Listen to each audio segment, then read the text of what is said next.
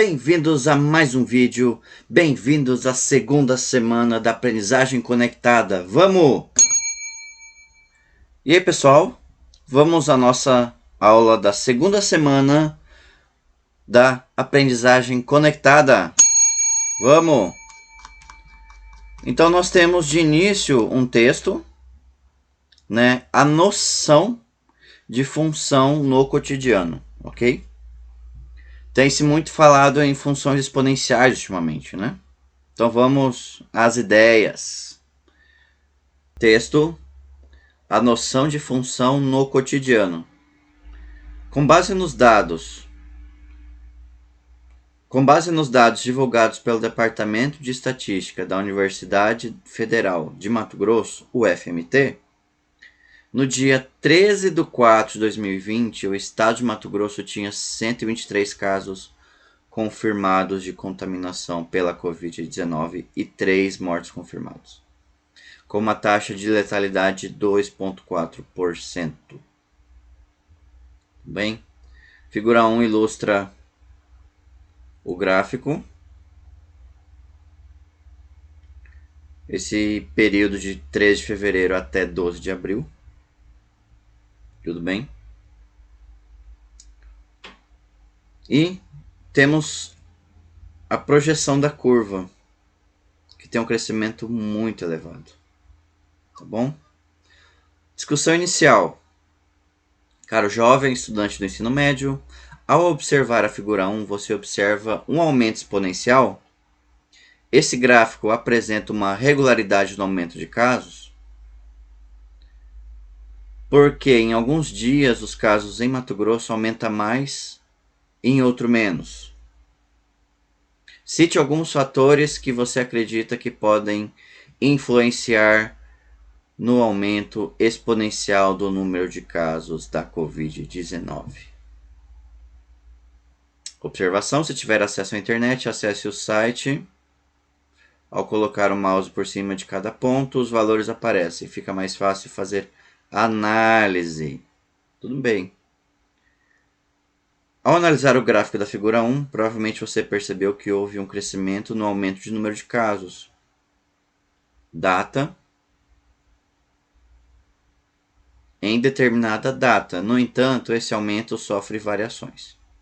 Por isso, é necessário pessoas especializadas no assunto para desenvolver modelos que possam projetar casos de disseminação e mortes causados pela Covid-19, considerando os fatores que podem influenciar na disseminação do vírus.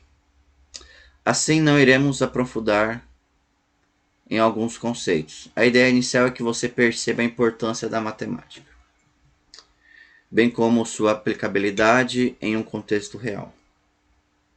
Mas, se tiver interesse, acesse o site, está aí na descrição, e veja como são realizadas as projeções para os casos de Covid-19 no Brasil e em todos os seus estados. Fique informado, essa é uma das funções da matemática. Tudo bem? Temos um comentário agora. No caderno de atividades escolares da primeira semana foi proposta a seguinte atividade. Vamos fazer agora 2 simulações para o caso do novo coronavírus. Vamos considerar o primeiro cenário, em que uma pessoa infectada consegue infectar outras 2 pessoas sadias. Para o segundo caso, vamos estipular que uma pessoa infectada consegue transmitir vírus para outras 3 pessoas sadias.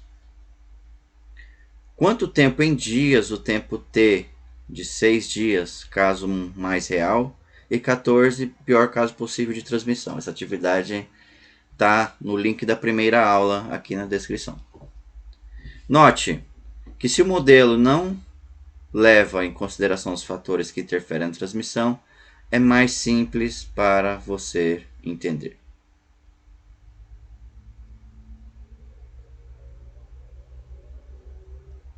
Com base nessa atividade, vamos preencher a tabela até o 6º dia, para o cenário em que uma pessoa infectada consegue infectar outras 2 pessoas sadias.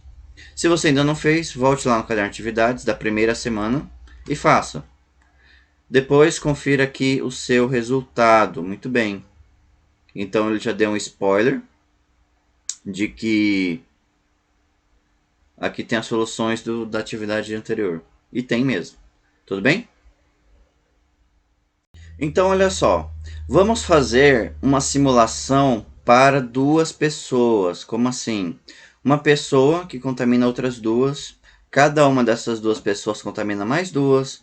E assim sucessivamente. Cada pessoa contaminada vai contaminando sempre duas pessoas.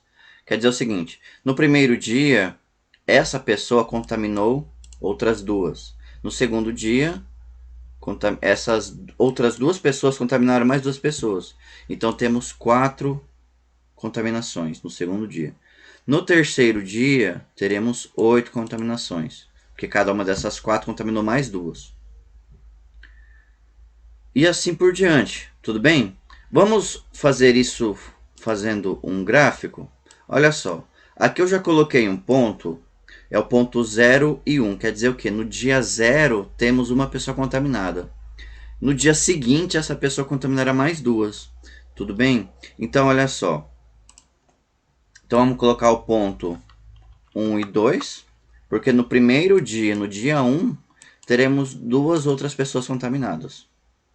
Tudo bem? No segundo dia, o que vai acontecer? Teremos 4 pessoas contaminadas. Tudo bem? No terceiro dia, teremos 8 pessoas contaminadas. Esse número vai sempre dobrando. Tudo bem?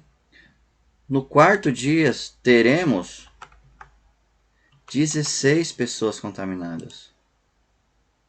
Repara no seguinte, como esse gráfico já deu um crescimento muito elevado. Estamos falando apenas do quarto dia. E estamos há semanas, tudo bem, convivendo com a Covid-19. Meses, né? Então, no quinto dia, vai acontecer o quê? Teremos 32 contaminações. Você viu que nem apareceu no gráfico, mas esse ponto está lá em cima. Ó. 1, 2, 3, 4, 5, 5 e 32. Está aqui, ó. Tudo bem? Então, olha só, o que a gente vai fazer agora? Essa é uma função exponencial. Tudo bem? Do tipo 2 elevado a x. Tudo bem? Olha só, vocês podem...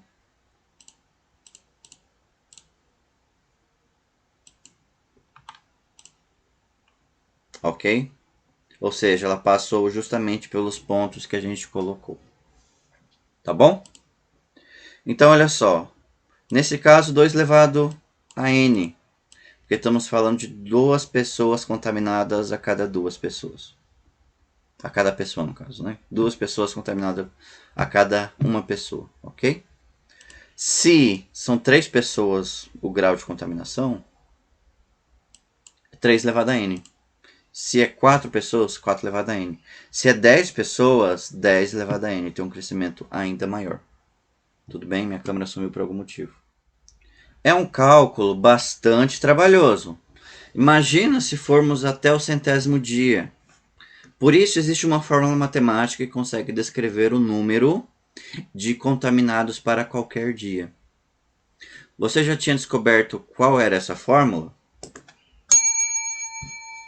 Se ainda tiver dúvida nos resultados, faça os cálculos para o cenário em que uma pessoa infectada consegue infectar outras 3 pessoas sadias. Muito bem. Usando a multiplicação e a potenciação.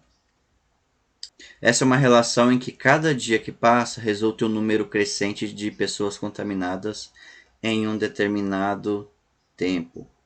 Assim, o número y de infectados pela Covid-19 está em função do número n de dias, foi o que a gente comentou agora.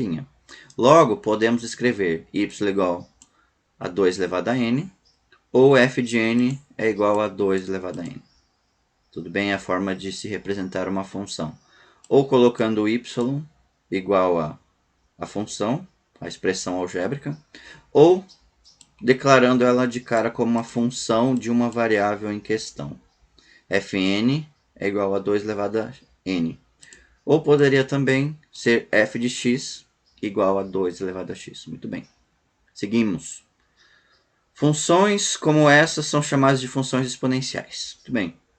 Diversas situações do cotidiano, como cálculo de taxas em aplicações financeiras, empréstimos bancários, crescimento populacional, entre outras, podem ser estudadas com o auxílio das funções exponenciais. Quer saber mais sobre funções exponenciais? Então não perca tempo, acesse o link e assista os vídeos. Tá bom? Mas afinal, o que é uma função? O que é uma função? Do mesmo modo que relacionamos as grandezas, dias e números de pessoas contaminadas pela Covid-19, podemos relacionar outras grandezas, de forma que cada valor seja associado a um único valor da outra. Relações como essas são chamadas de funções. O que é função? Conceito de função. Primeiro, função é uma relação de dependência, tá? Função é uma relação de dependência. Quando um objeto ou algum outro fator depende de uma condição. Tudo bem? Em se tratando de termos matemáticos, temos duas variáveis, x e y. X é chamado de variável livre, variável independente. Ela é uma variável livre e pode assumir qualquer valor. Agora, y é uma variável dependente. Ela depende do valor que x assumir. Então, enquanto x é dado, y é calculado. Tudo bem? Por isso que escrevemos y igual a f de x, porque essa variável y ela está totalmente em função de x, ok? Na função denominada como exponencial, a variável está no expoente e a base deve ser sempre maior que zero e diferente de 1. Tudo bem? Se o expoente é 1, ela é uma função linear, ela não tem esse crescimento exponencial. E se esse expoente é zero, todo número elevado a zero diferente de zero é 1. Tudo bem? Então teremos uma função constante aqui, quando esse valor é zero, e teremos uma função linear quando esse x é igual a 1. Vamos usar uns exemplos? Olha só, vamos pegar um novo.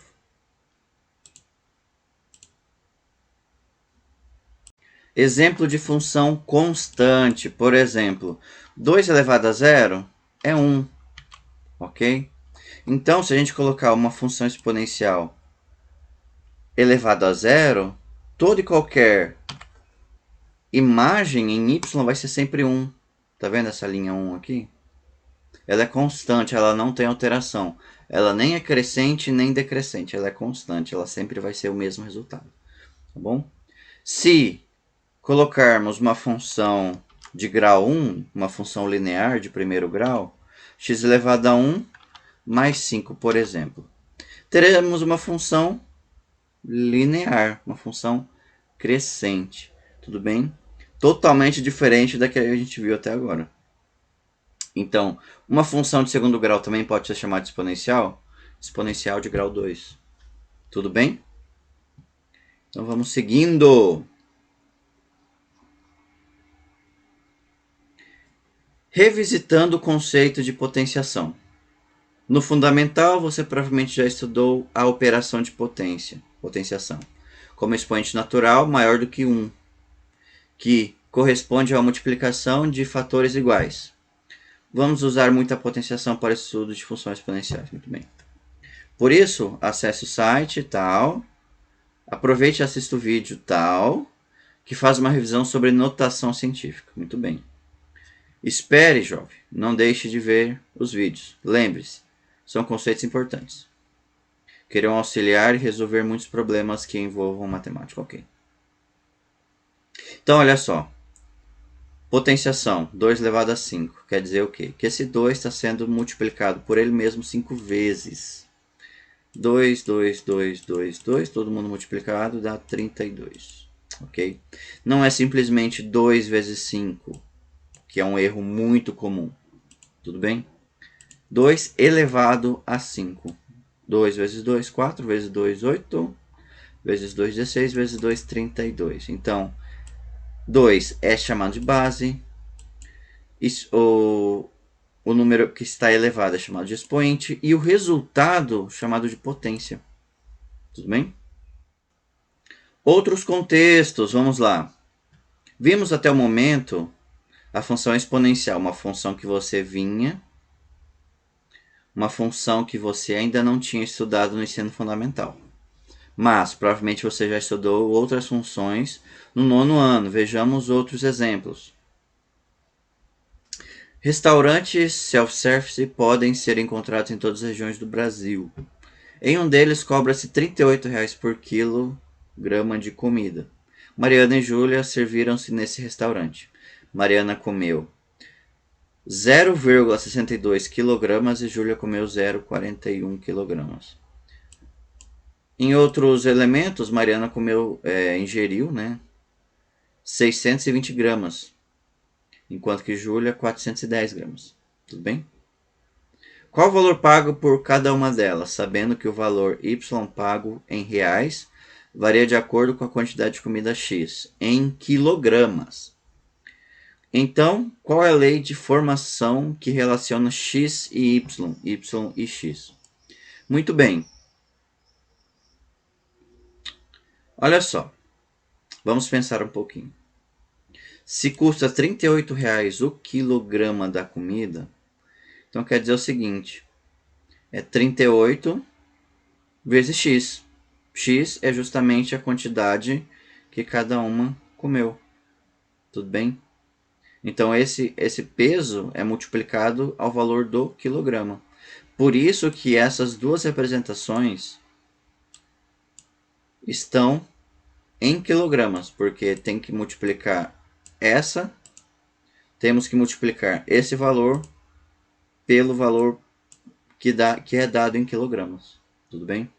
Então olha só, Mariana pagou 0,62 vezes 38, R$ 23,56. E Júlia pagou 0,41 vezes 38, R$ 15,58. Tudo bem? Essa tarefa é bem simples. Comumente você utiliza no dia a dia, mas nem imagina, você faz sem perceber, que está usando uma função matemática. Tá? Logo, a lei de formação que relaciona x e y, nesse caso é y igual 38 vezes x, em que x é a quantidade em quilogramas de alimento. Tudo bem? Dica: 1 quilograma tem 1000 gramas. Ótimo. Logo, para converter quilogramas em gramas, basta multiplicar por 1000. Então, 0,62 vezes 1000, 620 gramas, foi o que a gente comentou agora. E 0,41 vezes 1000, 410 gramas. Tudo bem. Vamos ver mais um exemplo de função. Geralmente, são preparados treinos específicos para os atletas ao longo do tempo, para que eles ganhem massa muscular. Considere um atleta que antes do treinamento apresentava 55 kg e que necessita ganhar massa igual a 60 kg em um mês. Muito bem. Fazemos unicamente esse treinamento. Será possível alcançar o resultado esperado? Qual lei de formação que expressa a massa do atleta em função do tempo ao realizar esse treinamento, sendo o tempo em dias? Muito bem. Então, olha só. Constatou-se o quê? No primeiro dia, um atleta de 55 kg ganhou mais 0,19 kg, 190 gramas. Tudo bem? E que no segundo dia ele ganhou a mesma massa. Por isso, vezes 2. Do dia anterior mais do dia atual. 0,19 kg. No terceiro dia também, mais 0,19 kg. No quarto, mais 0,19 kg. No quinto, aqui é 5, né? Porque aqui está 5, ó. E no quinto dia, mais 0,19 kg. Então, a gente pode perceber que do primeiro dia 55,19, 55,38, ele vai ganhando sempre a mesma massa. Essa massa, por algum motivo, está sendo uniforme. Tudo bem? E crescente. Em um mês, esse atleta chegou a 60,7 7 kg. 60 kg e 700 gramas. Tudo bem? Logo, a lei de formação que expressa a massa do atleta em função do tempo é massa em função do tempo, ok? 55 mais 0,19 vezes T, em que T é o número de dias. Ah, se eu quero saber o número, a massa no 20º dia, então vamos lá, vamos abrir a calculadora e só multiplicar 20 dias vezes 0,19. O que ele ganhou em 20 dias foi 3,8. Só que eu preciso adicionar os 55 kg iniciais. 58,8 kg ele teria no 20º dia. Muito bem. A fórmula matemática que descreve uma situação dada pode ser chamada de lei de formação ou modelo matemático. Tudo bem? Uma função, ela também pode ser chamada de lei de formação. Tá bom? Também podemos dizer que estamos generalizando um padrão. Estamos. Quando nos confrontamos com o termo padrão, pensamos de imediato em padrões visuais, tais como os que vêm nos tecidos, papel de parede e peças de arte. Mas o conceito de padrão não se esgota apenas nesses exemplos. Mas, genericamente, padrão é usado quando nos referimos a uma disposição ou arranjo de números, formas, cores ou sons em que se detectam regularidades. Vale et al. 2005, página 1. Provavelmente introdução de função. Realize as atividades complementares. Você terá a oportunidade de generalizar vários padrões. Tudo bem? Então, vamos à atividade. E aí, pessoal, vocês já devem ter visto em algum momento essas brincadeiras do tipo, pensa num número, multiplica por 3, divide por 5, soma 10, já, né? Então vamos fazer algo parecido, é o que o material nos indica. Vamos lá, pense em um número. Pensou? Ótimo. Agora pegue esse número que você pensou e some 5 unidades. Somou? Ok. Agora pega esse resultado e multiplique por 2. Tudo bem? Pegou o número, somou 5, multiplicou por 2, né? Tá. Agora, subtraia esse valor que você tem por 6. Tire 6 unidades. Tá bom? Tirou 6 unidades? Agora pega esse resultado e divida por 2. Tá? Pronto. Pegou esse resultado, agora subtraia pelo número que você pensou. Então, olha só, escolha o número, escolheu, adicione 5, multiplique o resultado por 2, subtraia 6. Divida esse resultado por 2 e subtraia pelo número que você pensou. Pronto? Aposto que você encontrou 2. Muito bem, muito bem. Isso não passa de um pequeno truquezinho. Muito bem, eu vou mostrar isso no rascunho. Então vamos lá. Pensa num número. Esse número é x. Depois, esse número foi adicionado a 5 unidades. Ok? Só que esse número inteiro foi multiplicado por 2. Então, vamos colocar um parênteses aqui e multiplicar o resultado por 2. Bom? Multiplicou o resultado por 2, foi tirado 6 unidades, tudo bem? E desse resultado foi dividido por 2. Certo? Depois que a gente dividiu por 2, foi tirado o número que a gente pensou. Esse número é x.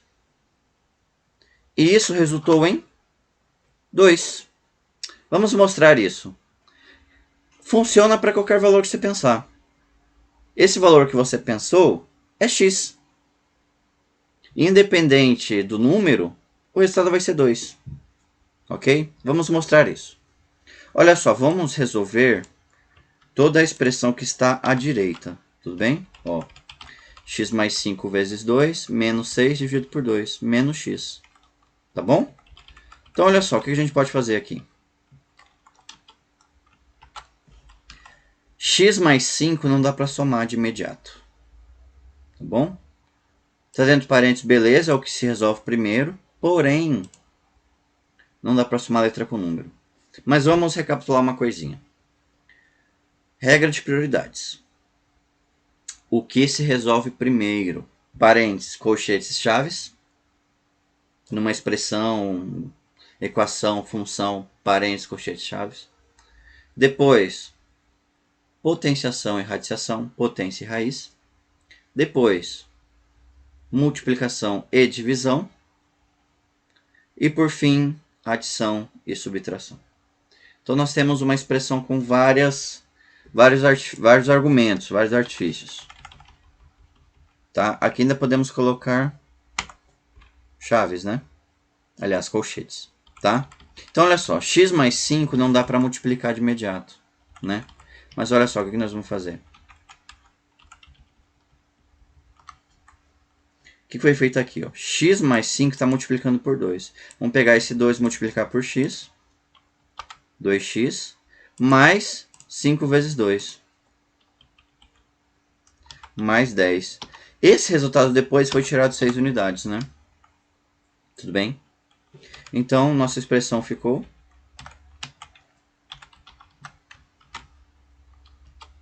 Vamos manter a divisão, né, por 2. 2x, ok? Mais 10 menos 6. Tenho 10, devo 6, tenho 4. Isso ainda foi subtraído x, ok? Como é que a gente resolve isso agora? A expressão de cima é 2x e mais 4.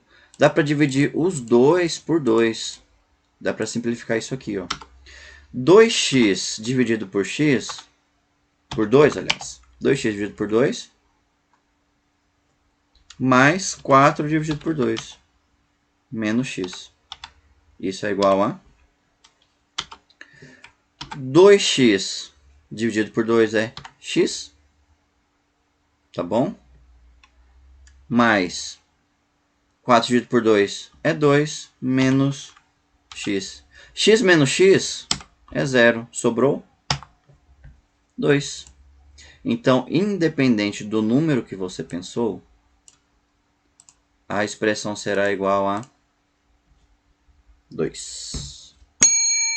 Muito bem, muito bem. Existe um padrão, o fato de a resposta ser sempre a mesma?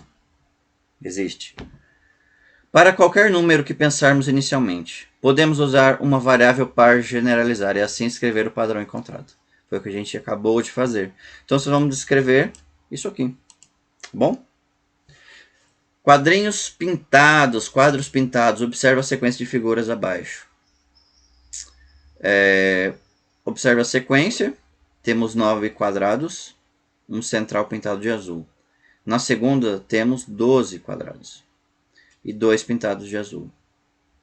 Na terceira, temos 15 quadrados e 3 pintados de azul. Como seria a quarta figura? Teria 3 quadrados a mais, né? Porque olha só, a primeira tem 9, a segunda tem 12, a terceira tem 15. Tá bom? 15 quadrados. Concorda que teriam 18 quadrados, teria mais uma coluna, e seria mais um pintado de azul no centro? Sim, né? Isso é fácil imaginar. Tá bom? Quantos quadradinhos azuis terá a décima figura? Ora, se a primeira tem 1, a segunda tem 2, a terceira tem 3, a quarta tem 4, a quinta tem 5, a décima terá 10. É bem lógico isso, né? Bem visível também. Observe as figuras e complete o quadro abaixo. Então, eles vão fazer aqui. Vocês vão completar ó, o número da figura. Primeira figura. Tá aqui. Quantos quadrados azuis tem? 1. Número de quadrados brancos? 8. Ok? Ó, 8. Azul, 1. Quadrados brancos, 8. A soma dá 9, né?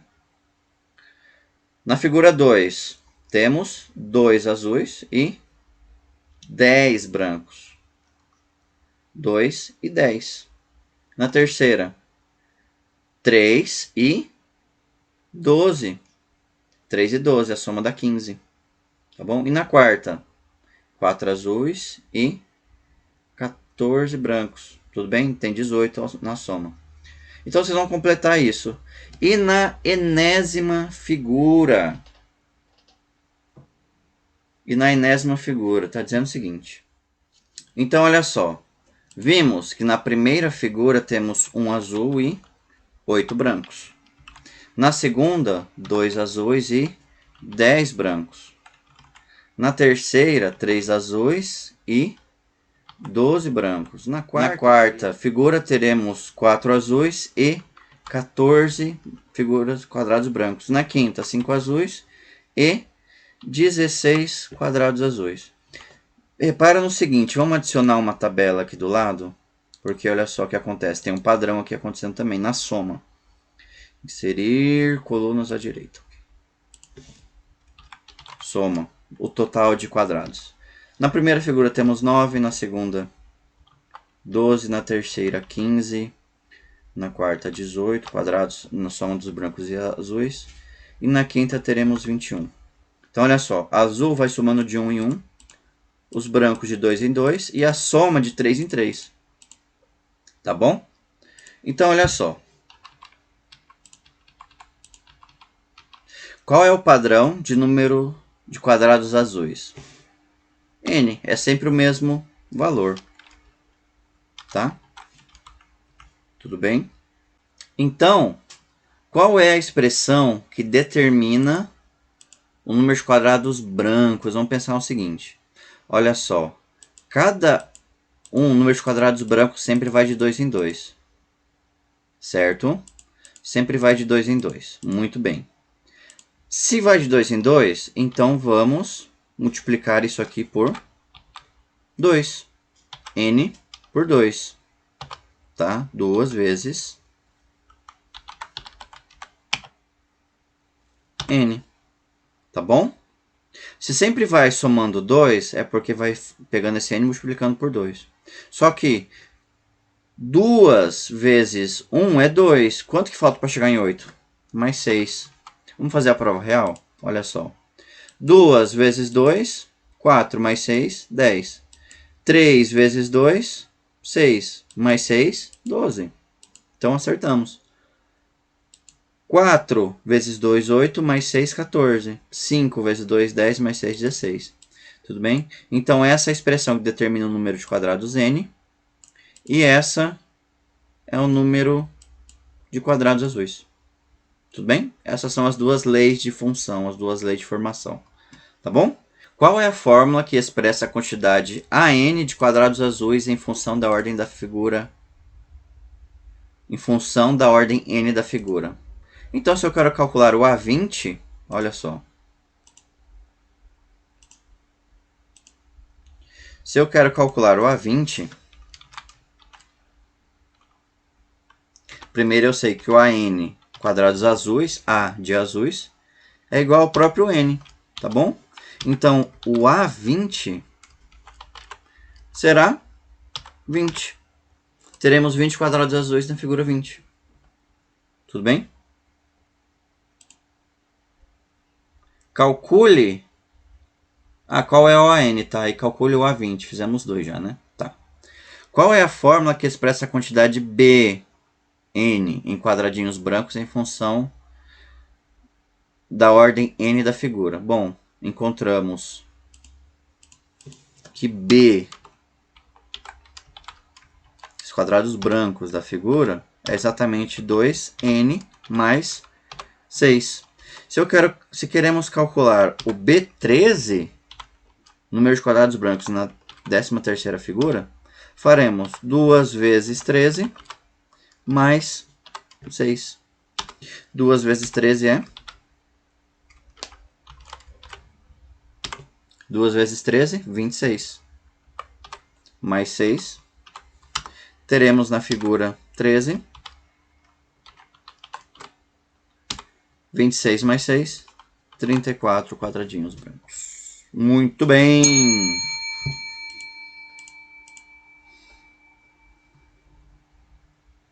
Qual é a fórmula que expressa a quantidade total de quadradinhos em função da ordem da figura? Muito bem. Então, olha só o que aconteceu aqui. Bom, como está indo de 3 em 3, então aqui será 3, que multiplica n, mais quanto? 3 vezes 1, 3. Mais 6, né? Mais 6 também, 3n vezes 6. Porque olha só, 3 vezes n mais 6. Vou fazer a prova. 3 vezes 1, 3 mais 6, 9. Bateu. 2 vezes 3, 6. Mais 6, 12. 3 vezes 3, 9 mais 6, 15. 3 vezes 4, 12. Mais 6, 18. 5 vezes 3, 15. Mais 6, 21. Então, é isso. O número total de quadradinhos, a expressão total de quadradinhos em função de n é 3n mais 6. Pediu o número total de quadradinhos na 25ª figura, né? Então, faremos 3 vezes 25 mais 6. Ok? Então, olha só. T de 25 será 3 vezes 25, 25 mais 25 mais 25, 75, mais 6. Ok? 75 mais 6, teremos exatamente 81 quadrados. Muito bem. Tá bom? Então vamos seguindo. 3. Encontrando modelos matemáticos em alguns contextos. Muito bem. A prática de esportes é fundamental, melhora a condição física e auxilia no processo de emagrecimento. Porém, é importante o acompanhamento de um educador físico. Uma pessoa de 70 kg que pratica corrida, por exemplo, pode gastar 10 calorias por minuto. Escreva esse modelo matemático, lei de formação, que determina o gasto calórico da corrida em função do tempo X praticado em minutos. Muito bem. Então,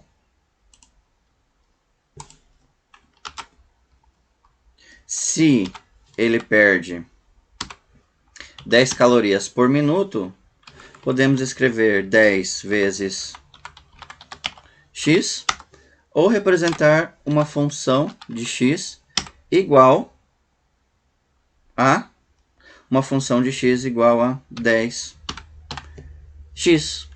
em que x é o número de minutos e 10 é o número de calorias por minuto que ele perde. Tá bom? Seguindo. Água potável utilizada no campo, de modo geral, é retirada de poços com auxílio de bomba d'água elétrica.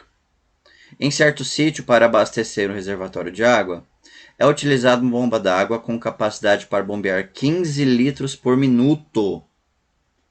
Ok. Essa bomba é ligada automaticamente quando o reservatório está com 250 litros de água e desligada ao enchê-lo. Atividade adaptada de Souza.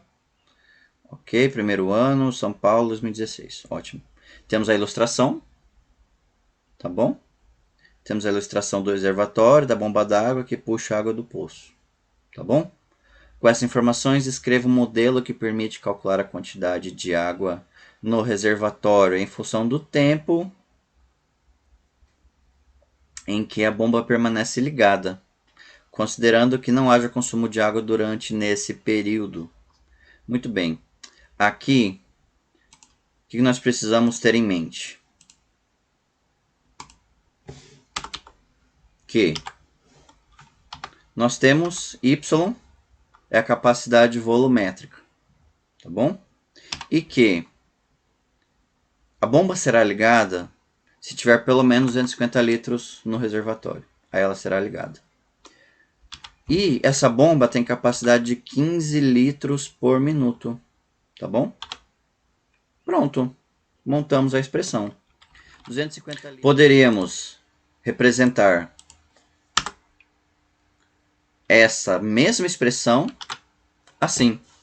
Litros em função de T é igual 15 litros por minuto, T em minutos, mais 250 do reservatório. Muito bem, seguindo. Quando o dinheiro é aplicado a juros compostos, os juros obtidos a cada novo período são incorporados ao capital, formando um novo montante que passará a participar da geração de juros no período seguinte. Muito bem.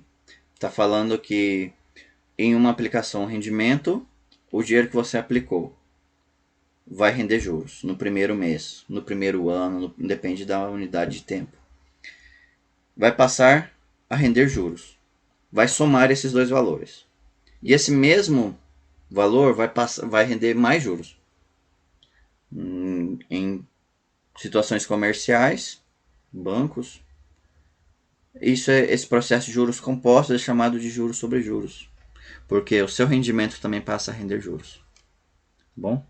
Dessa forma, os juros incidem não apenas sobre o capital inicial, mas também sobre os juros que vão sendo acumulados.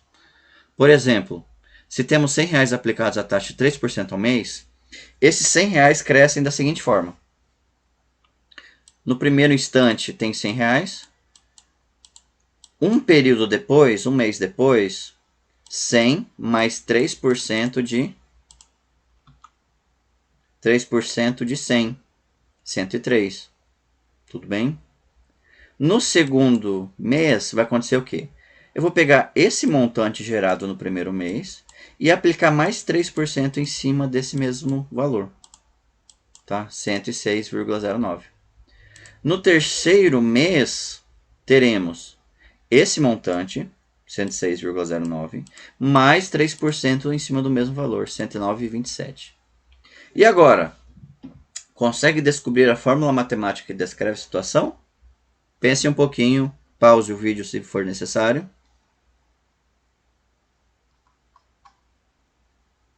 E vamos lá.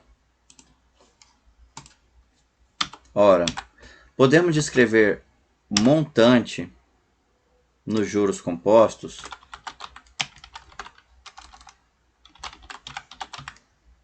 como montante igual o capital que você investiu,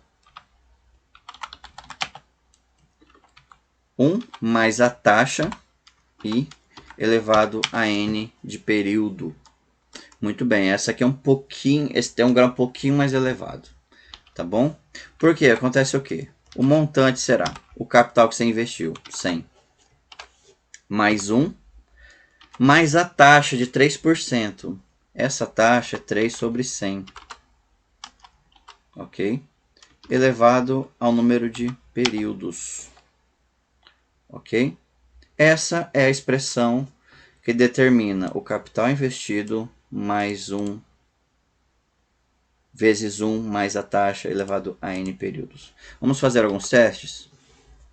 Vamos calcular o montante ao final do terceiro mês, que é o mesmo resultado que está ali no material, tá bom? 100 vezes 1 mais... Esse 3 por 100 eu posso representar como 0,03. Eleva a n. A 3. No caso é 3. 3 meses. Tá bom? Então, olha só. O montante no terceiro mês será 100, que multiplica 1 mais 0,3. 1,03. Pega isso e eleva a 3. Vamos abrir a calculadora e vamos fazer. Primeiro fazemos a potência, tá bom? 1,03 elevado, tá vendo o chapeuzinho ali, ó? Elevado, você vai apertar aqui, ó, x elevado a y. Algumas calculadoras vai ter essa representação, calculadora científica, tá? Vai ter essa representação, ok?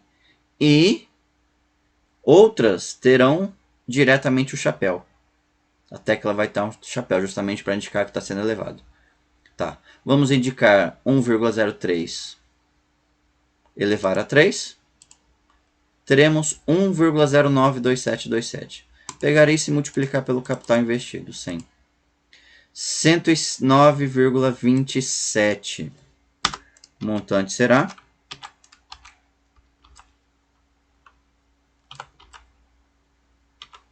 109,27 centavos. Comparando os resultados, é exatamente o que está aqui.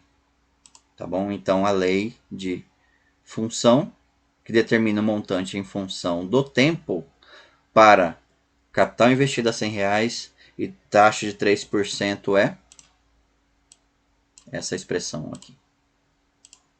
Essa é a expressão genérica, que serve para qualquer tipo de capital e qualquer tipo de taxa. Tá bom? Essa taxa de juros é considerada alta para investimentos em uma poupança. Em um banco atualmente, por exemplo. Pesquise qual é atualmente a taxa aproximada de juros para uma poupança em um determinado banco. Faça uma simulação como a feita no quadro acima, que utiliza juros compostos, e verifique qual o valor final do capital. Muito bem. Dinheiro aplicado. Existem outras aplicações que rendem mais que a poupança? Quais? Aqui resta uma pesquisa. Tudo bem? Vocês vão descobrir que a taxa de poupança não é tão boa quanto a gente gostaria e que existem outros meios de investimento além da poupança. Então, é isso. Até a próxima, pessoal. Obrigado por assistir esse vídeo. Não se esqueçam de se inscrever no canal e ativar o sininho para as notificações. Valeu!